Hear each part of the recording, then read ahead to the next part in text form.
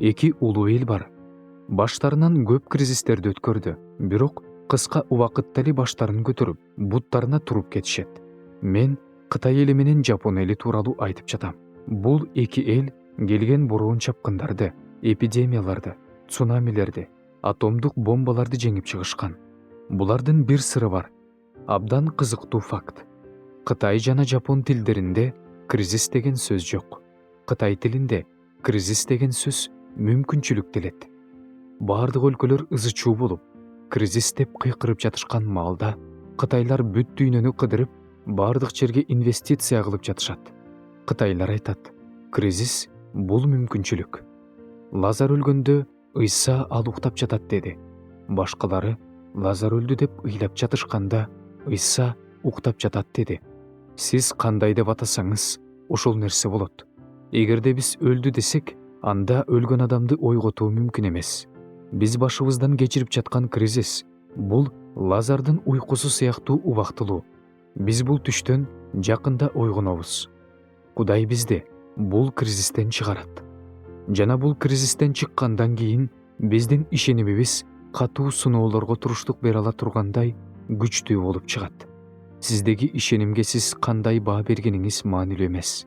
Анткени ал сыноодон өткөндө кандай экени да билинет. Эгерде сиз Кудайга убада берсеңиз, анда ал убада сыналышы керек.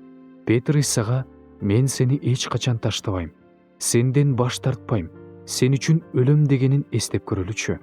Ошондо Исага мындай деп жооп берди: «Петр, муну сен айтпай эле коюшуң керек болчу. Анткени азыр шайтан сенин айтканыңды сынап көрүшүмдү талап кылат. Кудайга бир нерсени убада кылып, бир нерсени жарыя кылсаңыз, ошондо шайтан айтат: ал чын эле ушундай кылабы деп бардык жагынан сизге чабуул кое баштайт. Үй бүлөңүз аркылуу, өнөктөштөрүңүз аркылуу, жубайыңыз аркылуу. Эмнеге?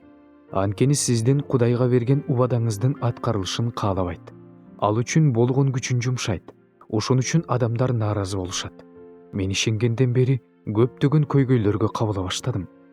Себеби сиз мен Машаякты ээрчип, ага ишендим деп айттыңыз. Аны Кудайдын душманы шайтан да укту.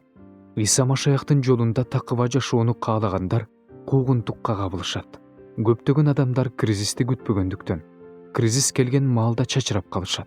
Бирок Иса кыйын күндөр келгенде азгырылбагыла жана көңүлүңөрдү чөгөрбөгүлө деп эскерткен. Ал убак келет, бирок коркпогула деген Иса. Бирок сиз кризисти күтүп жашасаңыз, анда үмүтсүздүк сизди ээлеп албайт. Кризистин биздин жашообузда кандай пайдасы бар? Мисал катары алып көрөлү. Сизди жумушуңуздан бошотуп салышты дейли. Бирок сиз бирөөгө иштөө үчүн эмес, белгилүү бир Кудай сизге гана даярдаган жерде болуу үчүн төрөлгөнсүз. Эгерде сиздин бизнесиңиз Кудайдын сизге даярдаган ордунан маанилүүрөөк болуп калса, анда бул кризистин келишине Кудай жол берет.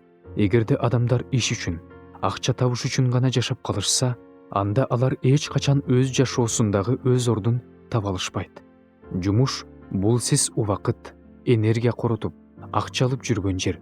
Ал эми эмне үчүн төрөлгөнүн билген мындан да маанилүүрөөк. Мен таланттарды айтып жатам. Сиз өзүңүздүн талантыңыз менен төрөлгөнсүз. Аны сизге Кудай салып койгон.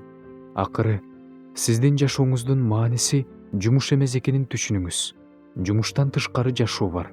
Эгер сиз жумушуңуздан айрылып калсаңыз, бул отуруп алып, өз таланттарыңызды карап чыгып, Кудайга сыйынып, ошол багытта жаңы нерселерди баштоого мүмкүнчүлүк экенин ойлоңуз. Сиздеги Кудай салган таланттардын сыртка чыгып, дүңгүрөп иштей башташына жол бериңиз. Демек, келген кризис сиздин ичиңиздегинин ишке ашышына берилген мүмкүнчүлүк.